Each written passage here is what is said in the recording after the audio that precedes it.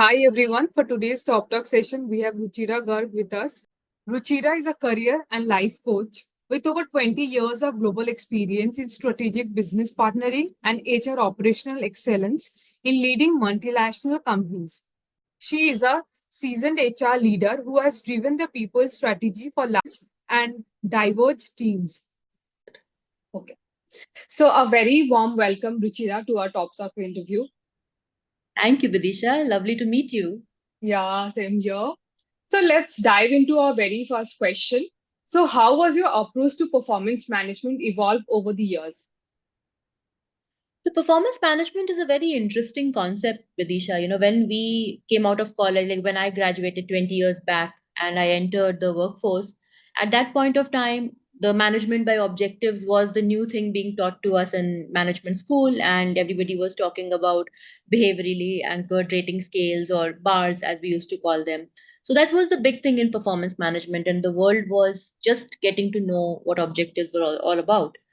I think a few years later, we saw a shift towards more feedback oriented performance management. And then, we all of us got trained on how to collect 360-degree feedback, and different tools and inventories also came into the process. Um, as time passed, I've also seen the whole performance management concept of doing it annually through a rating ranking process shift. And I think in the last 10 years, definitely it has moved to more continuous feedback and check-in oriented process. Many companies, including the ones that I've worked with, have moved away from a formal performance rating ranking scale, and they use it more for rewards distribution, but the performance management has become more of a continuous process. Correct. But now, as we speak in the present times, I think performance management is becoming a lot more experience oriented. So there's a lot of focus on employee experience, employee well-being metrics are coming into the picture. There is more adaptability and agility required in the process. So companies are shifting very quickly between, say, annual cycle to biannual cycle to quarterly, depending on how the business is doing. And so the process needs to be agile enough to shift. You can't have goals which are archaic and carved in stone and made 2 years back and being followed year on year, because it needs to be adaptable in a way that they can be changed more frequently, employees can be given feedback more frequently. Correct. Process has also become very data oriented to make it more objective. So there's a lot of focus on removing subjectivity and bias in the process and bringing in more data and insights. So that's how I've seen performance management evolve over the years that I've been in HR. Okay, that's great. So you're just you want to say that performance management has become more dynamic in nature in terms of goal as well as how the approach towards performance management has become more, adaptable. That is what you're trying That's to right. say over the years, That's right? Okay, right. So, like, what metrics do you use or think are the most effective in measuring employee engagement? So employee engagement, once again, is an extremely critical factor for an organization. But there are various things that impact engagement. So while there is the universal concept of engagement scores and NPS, which help organizations directionally understand what is working and what is not, but they are not like absolute accurate indicators of if the score is good, then everything is going great, and if the score is bad, then everything is going bad. But they give organizations an indication of where to probe further. But beyond that, there are other factors that I think are, though common across industries, they are important. Like one of those is about retention. And when I say retention, most organizations only measure attrition rates overall. But I think Yes. retention is very nuanced, because there's this concept of regrettable attrition versus non-regrettable attrition. Some level of attrition is good in the organization, and there should be a churn and there should be fresh blood coming in. At the same time, there should also be focus on specific pockets, like retention of high performers or early attrition. Curbing early attrition is important, because you don't want people that it's taking a lot to hire leaving you within a few months. Mm. So again, nuanced retention measures are an effective measure of engagement. There are performance oriented metrics, performance and growth oriented metrics, rather, I would say. One is, of course, goal achievement. How are employees doing against their goals? Are they achieving their goals? That shows whether they are truly engaged with the organization. At the same time, metrics like promotion rates in the organization are a reflection of whether employees are also growing adequately. Likewise, pay parity is a reflection of, whether employees are being paid adequately. And all these, if you see, eventually impact your engagement scores. Yeah, correct. Lastly, I would say even participation rates, especially in events or what we call in interventions like learning and development interventions, the participation rate is a critical metric. A lot of times we see a very high participation rate in an organization in say cultural activities or fun activities, but when it comes to learning and development activities, employees are not turning up. A huge Yeah, significant indicator of either the employees are disengaged or they may be getting burnt out because they have just so much of work that they can't focus on their development. So I think for an organization to look at engagement, there are multiple factors, and these factors should also talk to each other. That's one of the biggest struggles that companies have, where there aren't enough systems or ways to capture these metrics, or even if there are no ways to report the correlation between each yeah. other, and Hmm. that's the organizational metrics are become ineffective. Okay. So, what are the common challenges you think exist with feedback processes, and how do you recommend overcoming them? Well, one of the biggest challenges with the feedback process is the honesty in the feedback process. Whether it is a manager giving feedback to an employee or an employee giving feedback to their manager or the organization, is there enough transparency in it? And a lot of times, if the organization is not providing what we call psychological safety, then Hmm. employees shy away from providing feedback, and it leads to more frustration or stress in the system. I think how organizations can address this is one by having more, objective mechanisms of providing feedback. Two, having different ways of validating feedback so that it doesn't kind of boil down to that one employee. And also encouraging anonymity, like when you're doing engagement surveys and so on, then not being able to pinpoint who specifically gave that feedback, as well as creating mechanisms for also looking beyond the obvious, right? Like maybe if you see a particular team is getting great service scores, but you're seeing some issues getting escalated frequently from that team, then the organization should be able to correlate the two instances together as well. When it specifically comes to performance related feedback, there are multiple challenges. One is about the lack of clarity and specificity, where it's manager subjectivity and biases that come in. There is, if the objectives have not been defined appropriately, then it's very anecdotal. Someone said something, and so that's why I'm giving you this feedback versus data oriented feedback.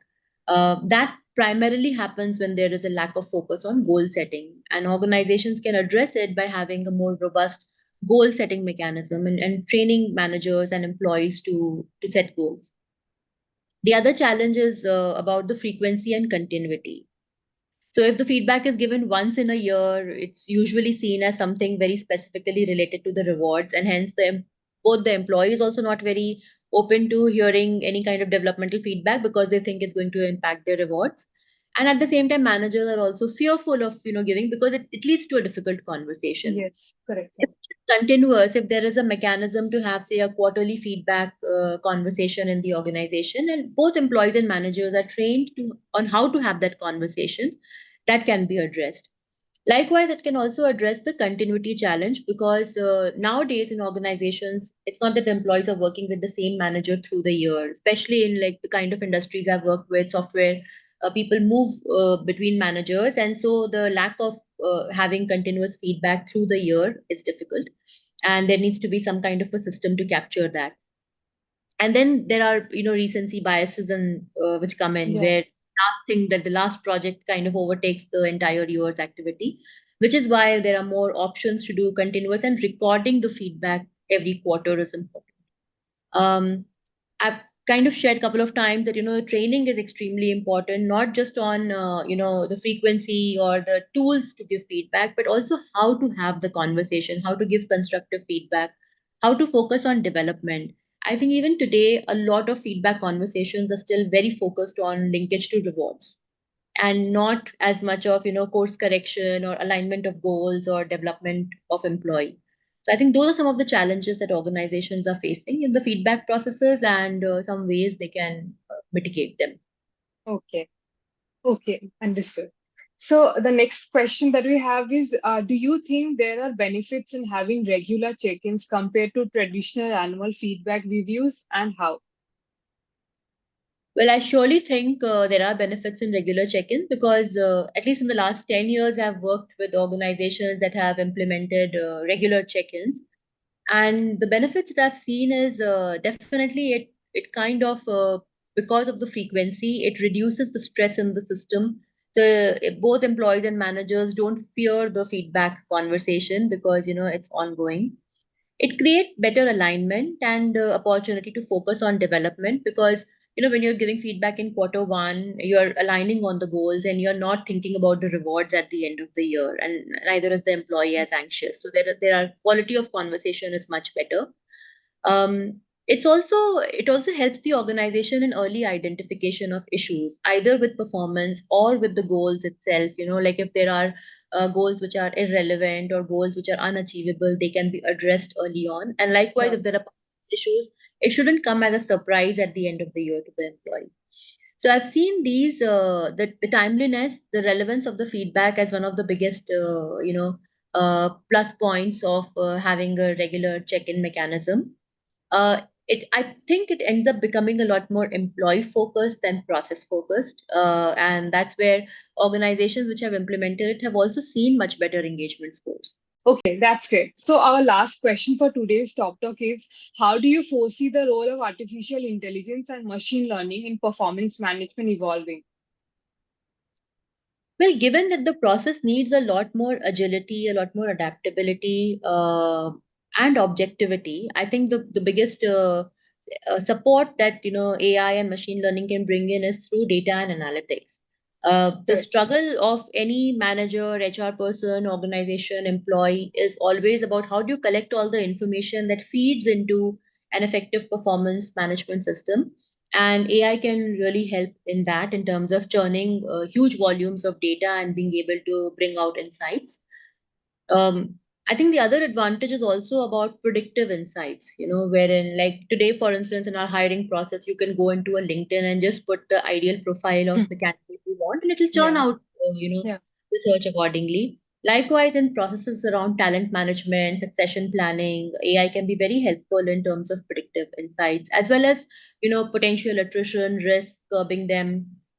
These can be, a big support that AI can do.